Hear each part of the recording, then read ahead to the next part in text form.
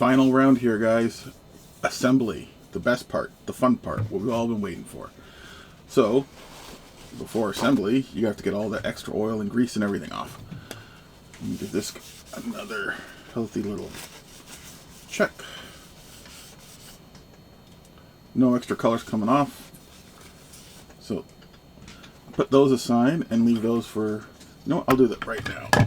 I will grab, if I can find it,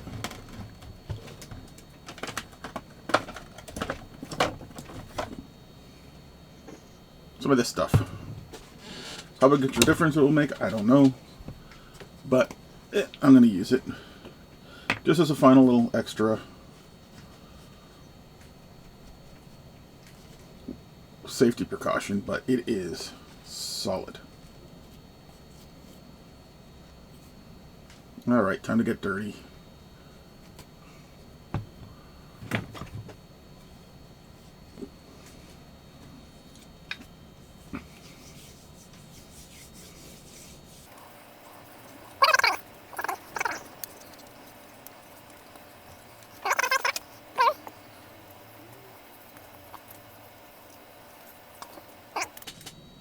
Let that set up while I take the oil off the rest of the gun.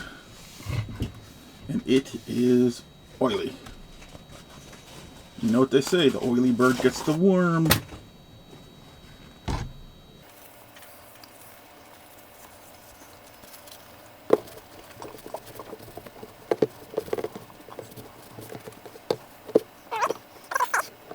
Because I put so much oil in the barrel.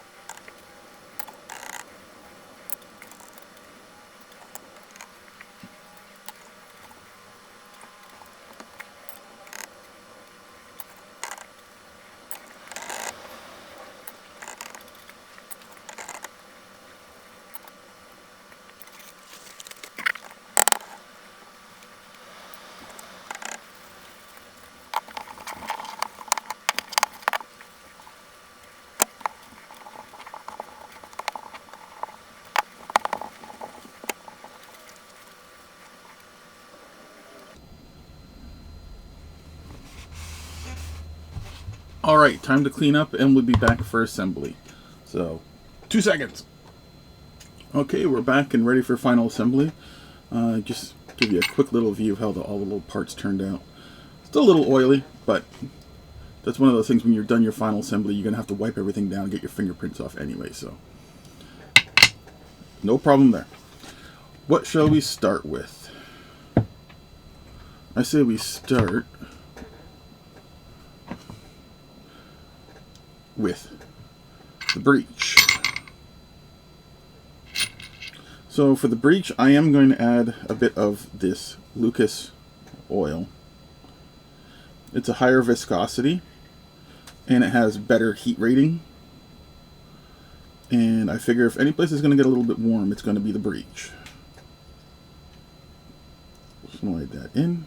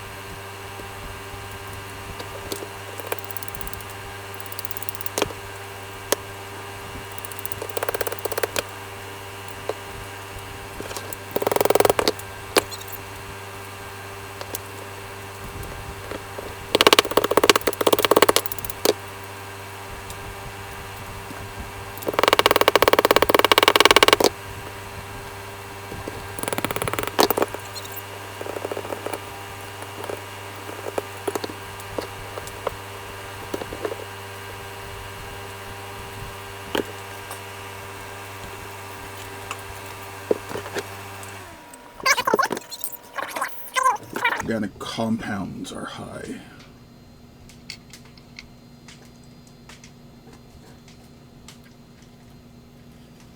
So this is the ejector. Once again, I'm using the higher viscosity oil, simply because it's so close to the chamber, if anything's going to get hot.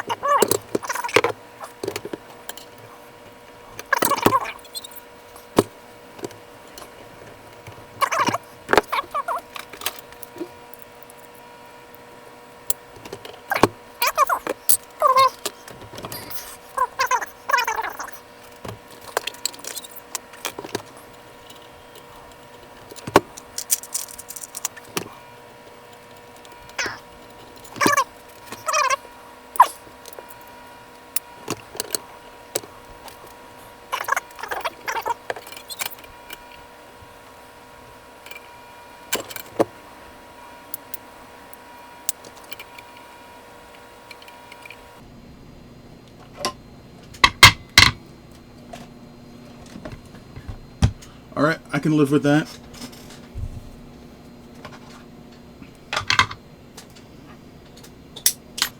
Bring back to stock. Give it a polish one last time.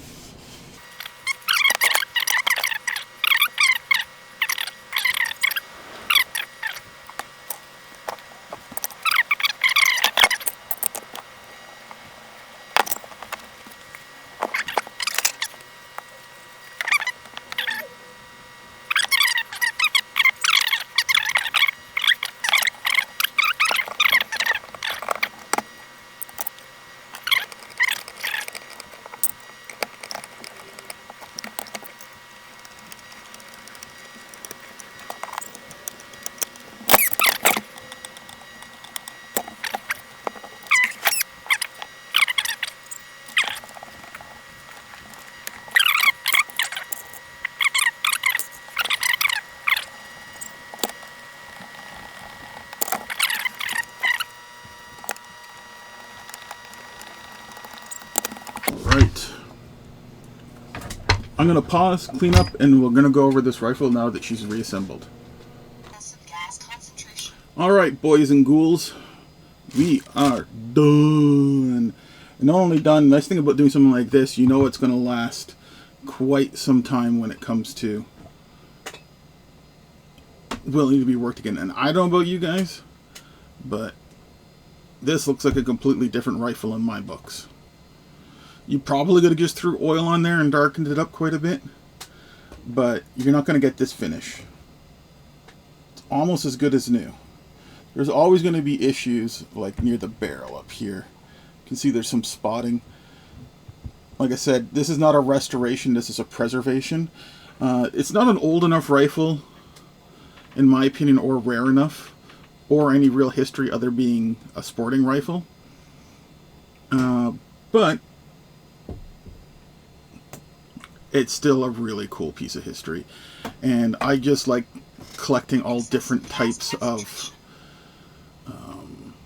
mechanisms, and I don't have a rolling block on any of my firearms. There's the legend. You can actually see how shiny that wood's come. And that's just a little bit of work getting it there. There's the legend. It's actually somewhat legible. Or legendable. Function. I don't know if you guys remember before, but I was saying this thing would not function. And for curiosity's sake, I don't have 20 gauge or 22 gauge. I got something weirder. Or sorry, 20 gauge or 16 gauge. I have 22 gauge. Why do I have 22 gauge shells? That's what you make Martini Henry shells out of. Another great single shot rifle. So half cock works. Full cock holds. Breech opens. Extractor works. Firing pins retract it. They're all the kind of safety things you want. Very heavy trigger. Pulls the case out. Good to go. Alright, so I do want to give a special shout out to one of my viewers, our viewers. There's only one of me, but there's lots of you, and I include you in my bunch. So anyways, Michael Maquette 9433. I'm sorry if I mispronounce your name. If you gave me something weirder, I might actually get it. But he gave some really good advice when it comes to the ammunition for these old guys. I was saying early on I didn't know why it would say 20 gauge brass, 16 gauge paper. He explained it perfectly, and it goes for a lot more than just a shotgun rolling blocks. In particular, the B on the side of the barrels. A lot of people say that's breech, that's bore, that whatever, right? I believe what he said is correct because it's completely logical to me, which is it stands for brass cased ammunition. And that's not just shotgun ammunition, because you'll notice, you'll see these on the 43 calibers and pretty much any other rolling block that has the potential of taking a brass shell. So that's amazing to know. Simple. Like I said, once you understand it, it makes perfect sense, doesn't it? You just need somebody to explain it to you. So thank you very much. And I also like the advice he gave. If you're going out and actually using these for any sort of like practical hunting, which seems weird, but hey, subsistence living, it's not a bad rifle for something like that. So he was saying that yes, they can take the 20 gauge, but they are designed for 16 gauge. And if you use a 20 gauge, self-load it with a 16 gauge wad. Otherwise, if you just use a 20 gauge shell or a 20 gauge wad, it won't completely seal the chamber, and it's going to allow a lot of gas blow by, and you're going to lose a lot of power and accuracy. So thank you very much. I didn't know that. That's amazing news to know. All I need to do now is get the nerve to fire an old shotgun like this, because I can tell you of a horror story where I met a guy, and oddly enough, it wasn't at the range. It was where I worked, older guy, like in his 90s for real. And he was missing his hand. And he's missing his left hand in particular. But it didn't look like he was born that way. And me being overly nosy, I asked him, I said, I gotta know, what happened to your hand? And he said, oh, I like firing old shotguns. And I said, okay. And he said, yeah. He's using pre-1900, so black powder shotguns, probably Damascus steel as well. Long story short, he got an overpressure load. Whether or not it was a smokeless load or the person he was hiring to load them loaded it wrong, nobody knows. But anyways, the gun blew and took nearly his entire left hand with him. He didn't seem to be too upset about this when I was talking to him, but I have to imagine a retired veterinarian, used to using his hands every day. That's a tough pill to swallow. So guys, stay safe. Underload these if you're not sure. Don't fire them if you're not. Shotguns aren't expensive. Don't risk it. Go out and buy a new shotgun if you're concerned about safety at all. I do want to do more on rolling blocks in the future, so I'm going to keep my eye out. They have a really good history, really interesting history, a diversity that's really unmatched for its time. So, thank you guys for watching. I hope you enjoyed this. If you have any questions, problems at home, anything, well, problems at home, yeah, I'll deal with your problems at home too. But if you have any problems or anything like that, working on something like this, just feel free to send out a text or, comment, and I'll get back to you guys. Once more, please like, subscribe. You guys have been doing great. Prop time. So, please like. Those always help. Ooh, see, that's fancy. It's shiny. And subscribe, and I will see you guys in more videos in the future. I do want to do some model videos. They're not as popular, but I have fun doing building models. Filming is always difficulty. So thank you guys for watching, and if you have any questions, comments, like I said, leave them below, and I will respond to you as soon as I can. Thanks again. Bye, guys.